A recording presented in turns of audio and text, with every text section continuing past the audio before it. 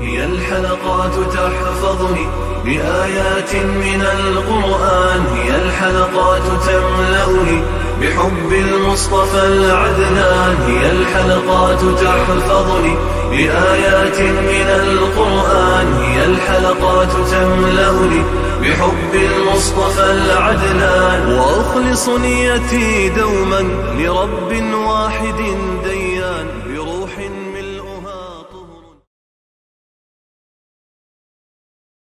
Sure Yunus tefsiri 27. ayetinden başlayıp okuyumuz inşallah.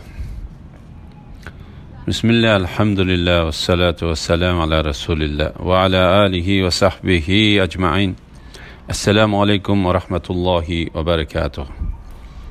Tövende dehtinlağa İbn Kesir rahimahullah'ın Kur'an-ı Kerim tefsiri Uygurca tercümesi Yunus suresi 27. ayetinden başlayıp okuyumuz inşallah. Euzu billahi mineşşeytanirracim. Dünyada yaman işlarni qilguvchilar bir yomonlikni qilsa, qilgan yomonligiga o'xshash, ya'ni shuningga loyiq jazoga uchraydi. Ular xorliqqa duchor bo'ladi. Ularni Allohning azobidan qutuldiruvchi ularni Allohning azobidan qutuldiruvchi zot bo'lmaydi. Ularning yuzlari go'yo qorong'u kechining podisi bilan o'ralgandek qariyib ketadi. Ular ahli do'zax bo'lib, do'zaxda mangu qolg'uchilardir. Gunohkorlarning jazosi.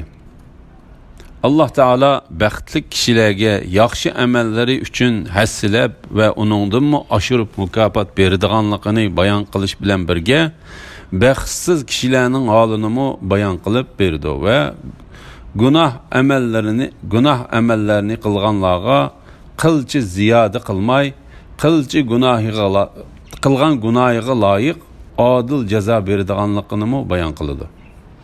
Ular xorliqqa duchor bo'ladi.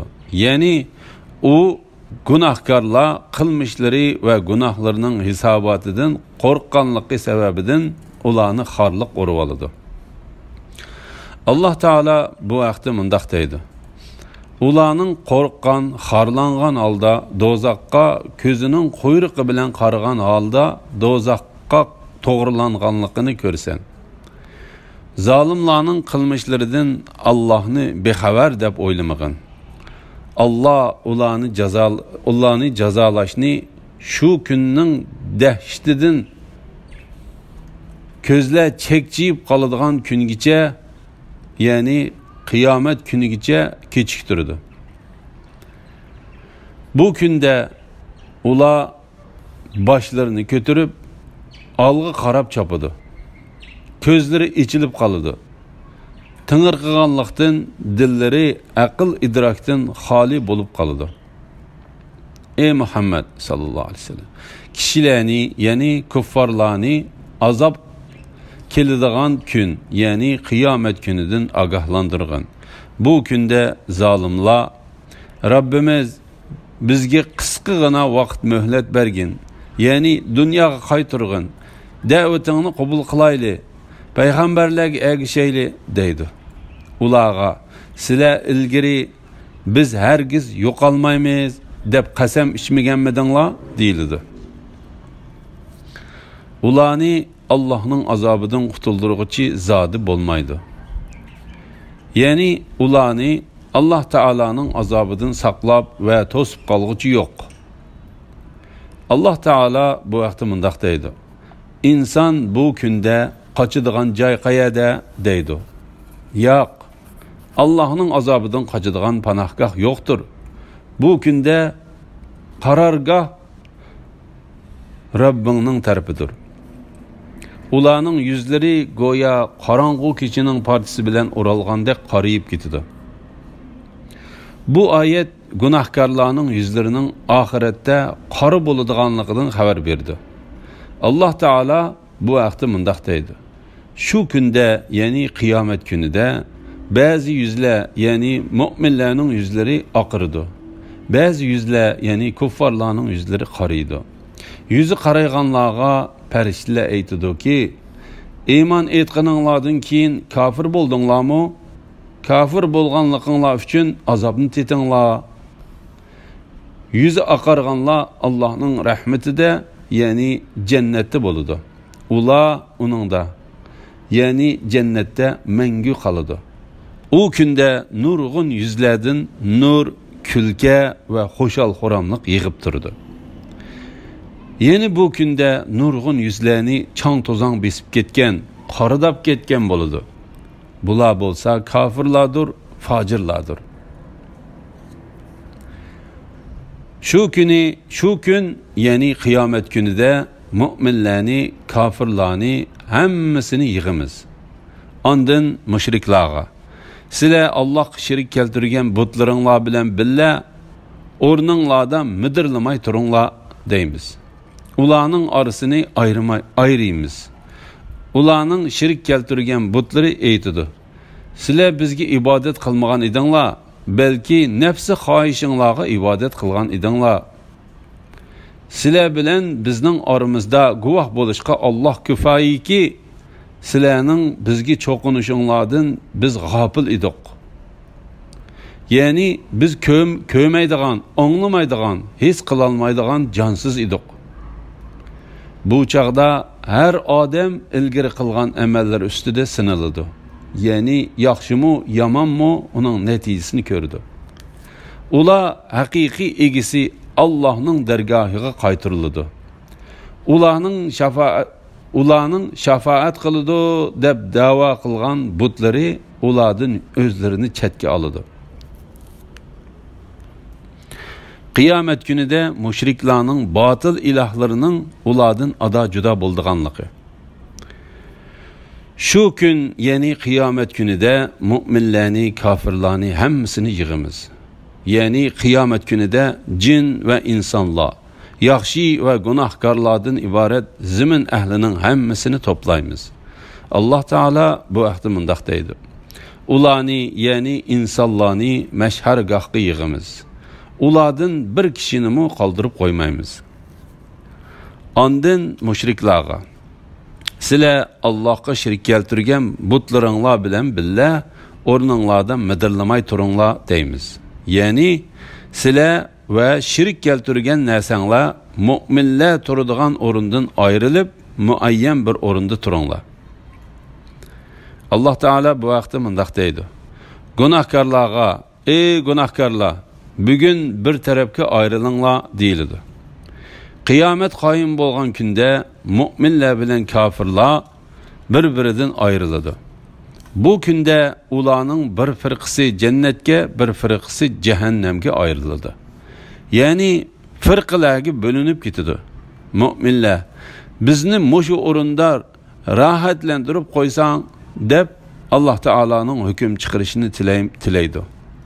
Şunun bilen Allah Teala hüküm çıkarganda ula böleklerge bölünüp ayrılıp turguzuldu. Şuna bu hakta mundaq bayan kılıngan. İmam Müslim Peygamber Aleyhisselam'ın mundaq degenlikini rivayet kılıdı. Kıyamet günü biz kişilerinin yukarı tarafındaki töpülükte bolumuz. Kıyamet günü biz kişilerinin yukarı tarafındaki töpülükte bolumuz. Bu ayet-i kerimde Allah Teala kıyamet günü müşriklerini ve butlarını müminlerden ayrılışqa buyurduğunluğundan haber verip mındaqdaydı.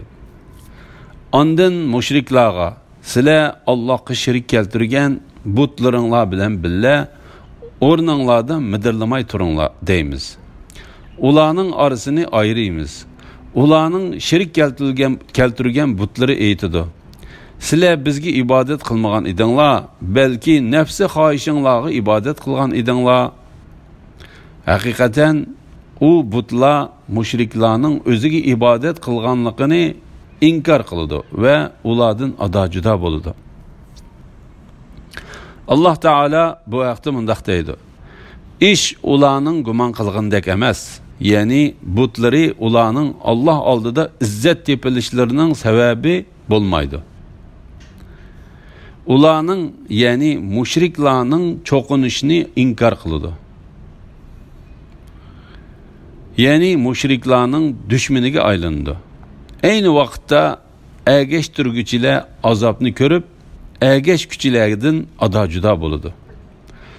Allohni qo'yib qiyomatgacha duoni ijobat qilishga qodir bo'lolmaydigan butlarga cho'qinadigan odamdinmi, gumroh odam bormi?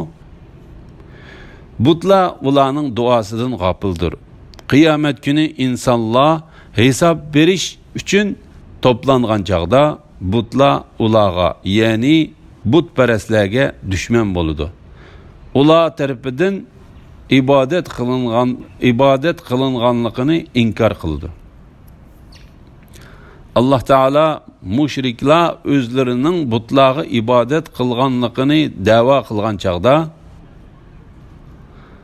butlarning so'zlaydiganligidan xabar berib mundaq deydi: sizlar bilan bizning oramizda guvoh bo'lishga Alloh kifoyiki, sizlarning bizga cho'qinishinglardan biz g'ofil edik. Ya'ni biz ko'rmaydigan, anglamaydigan, his qilmaydigan jonsiz edik. Ya'ni butlar mundaq deydi: biz sizlarning bizga ibodat qilganliginglarni sezadigan va biladigan holatda emas edik. Sizlar bizga ibodat qilatdinglar, biroq biz sizlarning ibodat qilganliginglarni bilmaydik. Alloh taolo sizlar bilan bizning oramizda guvoh bo'lishga yetarlikdir.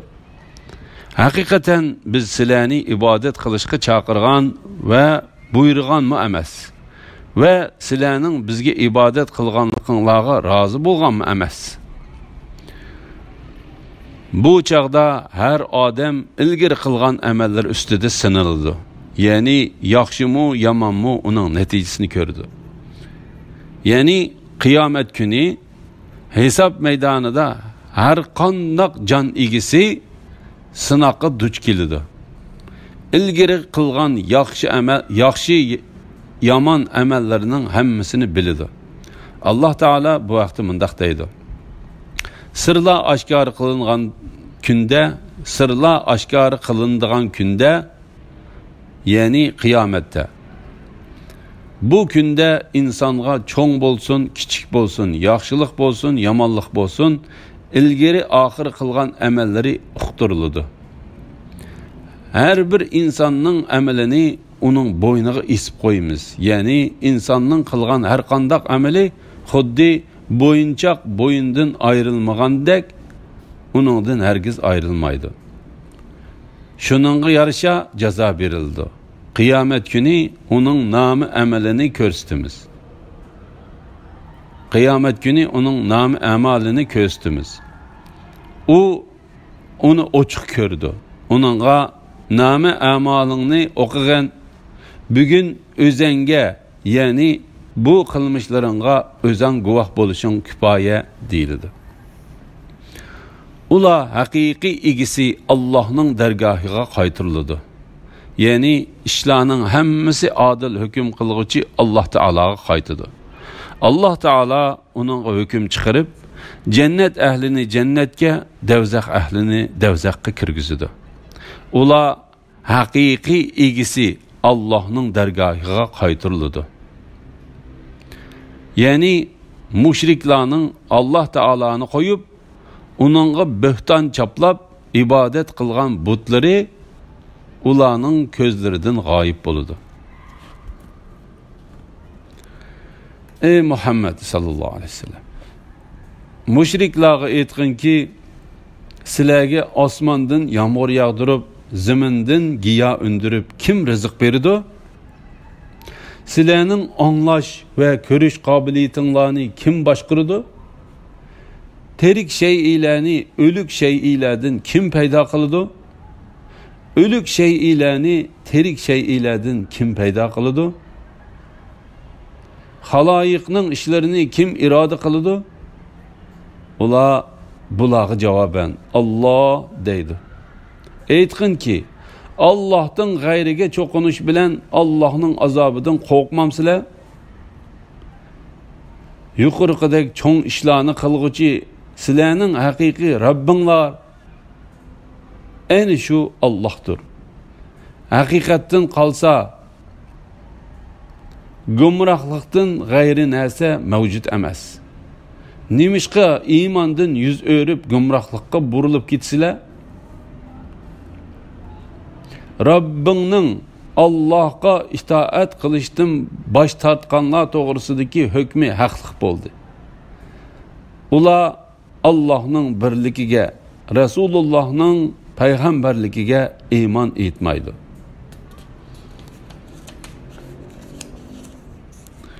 Mushriklarning Alloh taolaning hammani o'z yolg'iz parvish qiladiganligini e'tirof qiladiganligi. Alloh taolo mushriklarning Alloh taolaning bor va birligini, hammani tarbiyaligichi ekanligini e'tirof qiladiganligini, o'zining ibodat qilinishga loyiq yolg'iz bir iloh ekanligiga pokit ko'rsatib mundoq deydi. Ey Muhammad sallallohu alayhi vasallam, mushriklarga aytqinki, sizlarga osmondan yomg'ir yog'dirib, zamindan giyo undirib kim rizq berdi? Ya'ni öz qudratimiz va xohishimiz va osmondan yomg'ir yog'dirib zaminni yerib, sizlarning va hayvonlaringlarning manfaatlanishi uchun zaminda ochliqlarni, uzumni, o'tyoshlarni, zaytunni, xurmoni, daraxtlari qo'yiq bog'chilarni, turli meyvelarni, o't-cho'plarni o'stirdik. Bularni kim chiqargan?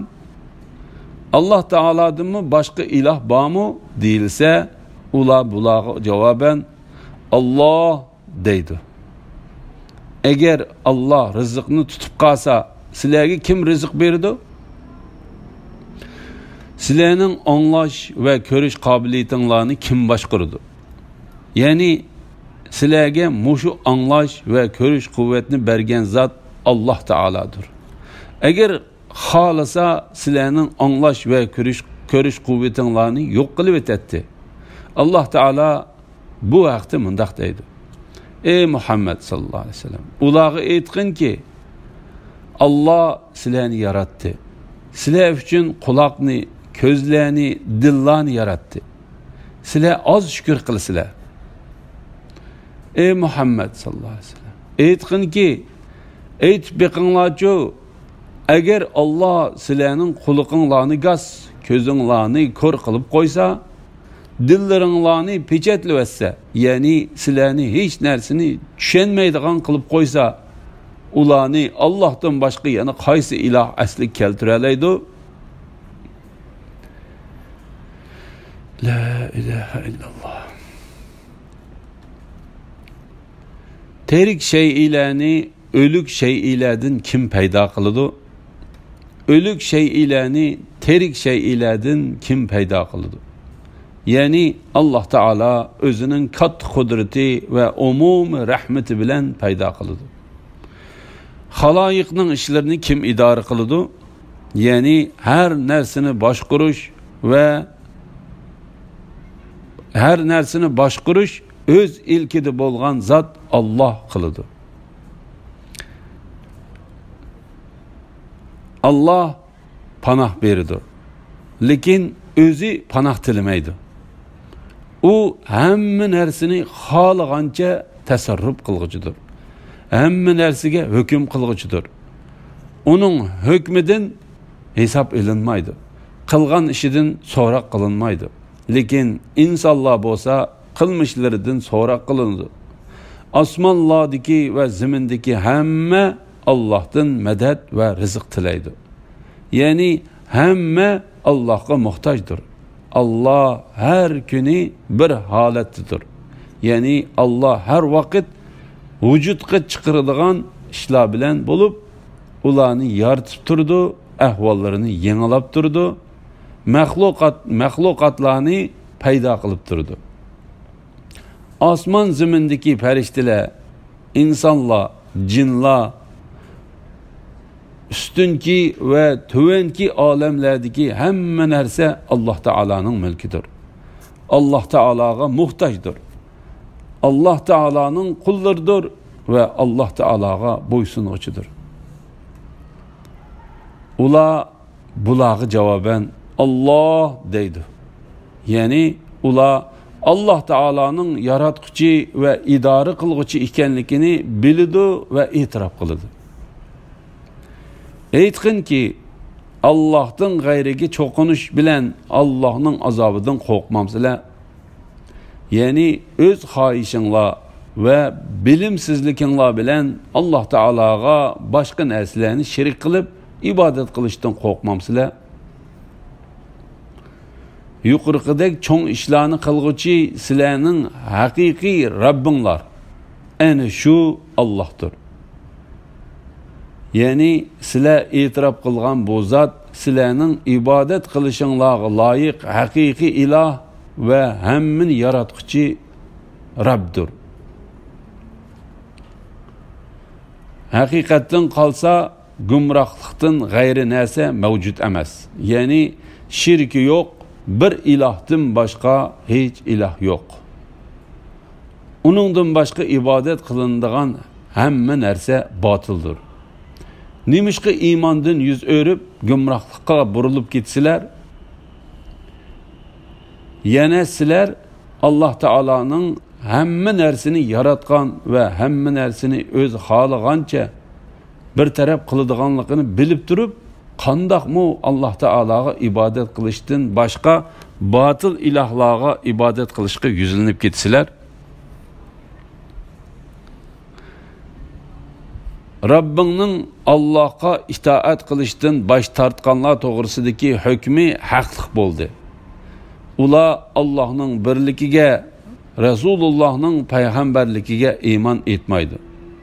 Yani mushriklar Allah Taala'nın yaratquchi, rizq bergichi, öz iqtidorchiligidagi narsalarni o'zi xohlagancha tasarruf qilg'uchi ekanligini, payg'ambarlarni Allah Taala'nın bar ve birligiga chaqirishga avatganligini e'tirof qilib turib kafir bo'lganligi, davomli turda Allah Taala'ga boshqa narsalarni shirik qilib ibodat qilganligi uchun Allah Taala'nın ularni azoblashdan iborat hukmi haqliq bo'ldi.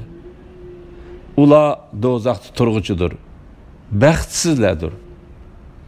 Allah Taala bu vaqtda mundaq deydi: ular shundoq payg'ambarlar kelgan, bizni ogohlantirgan, lekin azobga duchor bo'lish hukmi kufri ve qilmishlari tufaylidan kafirlarga tegishli bo'ldi deydi. Elhamdülillah. Allah şükürler olsun. Yukarıda Sure Yunus tefsirinden 33. ayetkiçe anladınlar. Ahirini keyin qitimliq o'qishimizda davomlashtiramiz inşallah. Ve sallallahu ala Muhammad ve ala alihi ve sahbihi ve sellem. Esselamu aleyküm ve rahmetullahi ve berekatuhu.